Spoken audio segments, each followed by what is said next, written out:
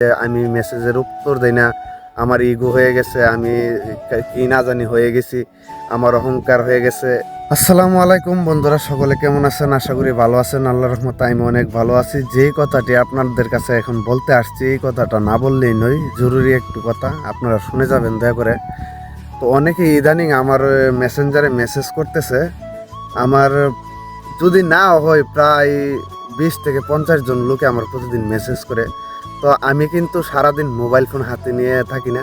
এই যে আমি এখন আসছি আমার ক্ষেতের মধ্যে কাজ করতে, ও প্রচণ্ড রোদ, তারপরে আমি এখানে কাজে ব্যস্ত, এখন একটু জিরিয়ে নিতেছি, আমি একটু ক্লান্ত হয়ে গেছি।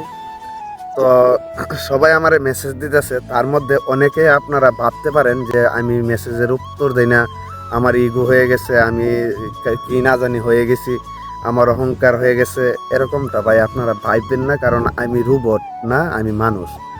আমি যেহেতু মানুষ, আমারও কর্ম আছে, আমার সংসার আছে, আমারও চাহিদা আছে। আমি সবসময় হাতে ফোন নিয়ে ঘুরি না, বা সবসময় মেসেঞ্জের অপশনে যাই না।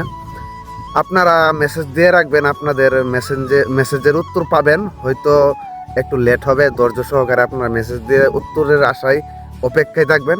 সেই পর্যন্ত আপনারা আমাকে নিয়ে বাজে মন্তব্য করবেন না। এক ভাই আমাকে একটা মেসেজ করেছিল, অনেক খারাপ লাগছে আমার মেসেজটা, যে আমি এখনই এত বড় হয়ে গেছি, এত বড় হওয়ার কোনো এই আমার অহংকার হয়ে গেছে, এখনই এত বড় হয়েন না, এই সেই। তো ভাইটাকে আমি গোপন রাখলাম, ও আবার দুঃখিত মানে সরি বলছে, ওর ভুল বুঝতে পারছে, আমি ক্ষমা করে দিছি। আল্লাহ ক্ষমাশীলকে ভালোবাসেন, এজন্য। তো আমি বিষয়টা হচ্ছে, আমি কৃষিকাজ করি। আবারও বলে রাখি, আমি হাওর এলাকার, ইটনা থানা আমার বাড়ি, কাটিয়ারকান্দা আমার গ্রাম। আমি হাওর এলাকার একজন ছেলে। আমি আমার বাবার বা দাদার রেখে যাওয়া আহামরি কোনো সয় সম্পত্তি নেই। আমি খুবই গরিব ঘরের সন্তান এবং কৃষক ঘরের সন্তান। আমার বাপ দাদা যারা ছিল পূর্বপুরুষ, তারা সবাই কৃষক ছিল, সেই ক্ষেত্রে আমিও কৃষক। তো এই যে দেখতে পাচ্ছেন আমার জমি, এই জমিতে আমি কাজ করতে আসছি, আর আমি এই কৃষিকাজ করি সব সময়। তো সেহেতু আমি সবসময় ফোন হাতে নিই না। সবাই মেসেজ দিলে অপেক্ষায় থাকবেন, আমি সবাইকে মেসেজের উত্তর দিব ইনশাল্লাহ। আমি কাউকে আজ পর্যন্ত মেসেজের উত্তর দিইনি, এমন কথা কেউ বলতে পারবে না। তো আপনারা আমার প্রতি একটু ভালো নজর রাখবেন। আপনারা যদি এরকম কমেন্ট করেন বা এরকম মেসেজ করেন, তাহলে কিন্তু আমার মনের মধ্যে অনেক কষ্ট হয়।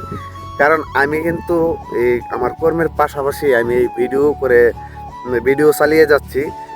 অনেক কষ্ট হচ্ছে ভিডিও করতে, বা ভিডিও আপলোড দিতে গিয়ে হিমশিম খাচ্ছি আমি, কারণ আমার হাতের অবস্থা তেমন একটা ভালো না। আর এমবি কিনতে অনেক টাকা যায়, এখন বর্তমানে এমবিরও অনেক প্রচুর দাম। তো সেক্ষেত্রে আমি অনেক হিমশিম খেয়ে কোনো মতে লেগে আছি আর কি। তো আপনারা হয়তো আমার ভালোবাসার মানুষ, আপনারা আমাকে একটু খবর নেন, ভাই কেমন আছেন, এই সেই মেসেজের মাধ্যমে। তো আমি আশা করি আপনাদেরকে রিপ্লাই দেওয়াটা আমার জরুরি।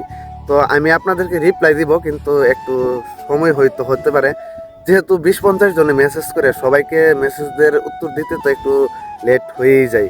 তারপরেও আমি সবসময় ফোন হাতে নিয়ে ঘুরি না, বা আমি হয়তো মোবাইলে চার্জ থাকে না, মোবাইলে হাতে থাকে না, এই সেই অনেক কিছুই তো থাকতে পারে। তো সবাই আমাকে ভুল বুঝবেন না, আমাকে ভালোবাসা দিবেন। আর ভিডিওটা এই পর্যন্তই। সবাই ভালো থাকবেন, সুস্থ থাকবেন। বিশেষ করে একটা কথা, আমার প্রতি আপনাদের কোনো অভিযোগ আমি দেব না রাখতে। আমি আপনারা মেসেজ দিলে আমি উত্তর দিয়ে দেবো ইনশাল্লাহ, হয়তো একটু লেট হতে পারে। তো সবাই ভালো থাকবেন, সুস্থ থাকবেন, আমার প্রতি ভালোবাসা রাখবেন। আমি সবার প্রতি ভালোবাসা রাখি, সবার জন্য দোয়া। পৃথিবীতে যতটা সৃষ্টি আল্লাহ যা সৃষ্টি করছেন, প্রত্যেকটা সৃষ্টিকুলের মঙ্গল কামনা করি। মানুষ সবারই জন্য মঙ্গল কামনা করি। আল্লাহ পাক যেন সবাইকে মঙ্গল কল্যাণ দান করেন। আমার জন্য দোয়া করবেন। সবাই ভালো থাকবেন, সুস্থ থাকবেন। বিদায় নিচ্ছি আমি, সোহেল হুসাইন। আল্লাহ হাফেজ।